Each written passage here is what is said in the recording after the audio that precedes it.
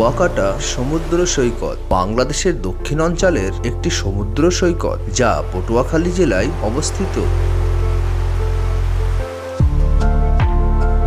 কুয়াকাটা সমুদ্র সৈকতের সৌন্দর্য দেখে পর্যটকরা এটাকে সাগরকন্যা বলে অভিহিত করে।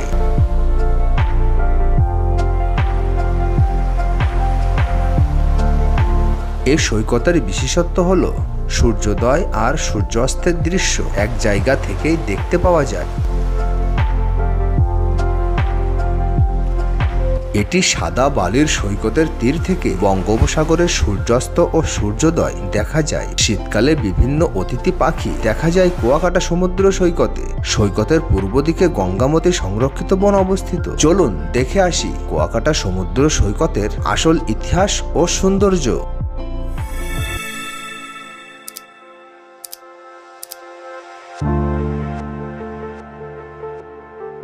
কুয়াকাটা সমুদ্র সৈকতের ইতিহাসটি যেন অনেক বেশি বিরল। কুয়াকাটা নামের পিছনে রয়েছে আরাকানিদের এদেশে আগমনের সাথে জড়িত একটি বিরল ইতিহাস। কুয়া শব্দটি এসেছে কূপ থেকে।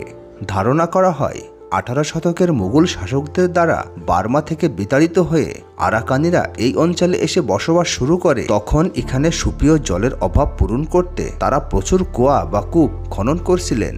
সেই থেকেই এই অঞ্চলের নাম হয়ে যায় কুয়াকাটা। কুয়াকাটা সমুদ্র সৈকতের পাশে অবস্থিত 100 বছরের পুরানো বৌদ্ধ মন্দিরে গৌতম বুদ্ধের মূর্তি এবং দুটি 200 বছরের পুরানো কূপ রয়েছে।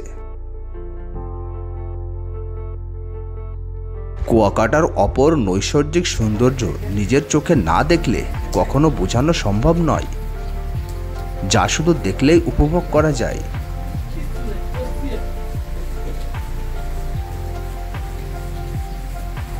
ভৌগোলিক অবস্থানের কারণে এই সৈকত থেকে কেবল সূর্যোদয় আর সূর্যাস্তের দৃশ্য উপভোগ করা যায়।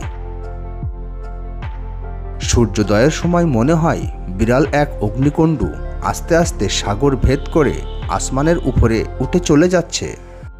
পূর্ণিমার রাতে সি বিচের সৌন্দর্য সব কিছুকে হার মানায়। তাদের আলোয় বিশাল বিশাল ঢেউগুলো যেন কাছে ডাকে। আর অমাবস্যার অন্ধকার রাতে দেখা যায় আর এক দৃশ্য। কুয়াকাটা সমুদ্র সৈকতের আশেপাশে অনেক বড় বড় ঝাউ গাছ লক্ষ্য করা যায়। এখানে মাঝিরা মাছ ধরার জন্য অনেকগুলো নৌকা সারি সারি ফেলানো থাকে।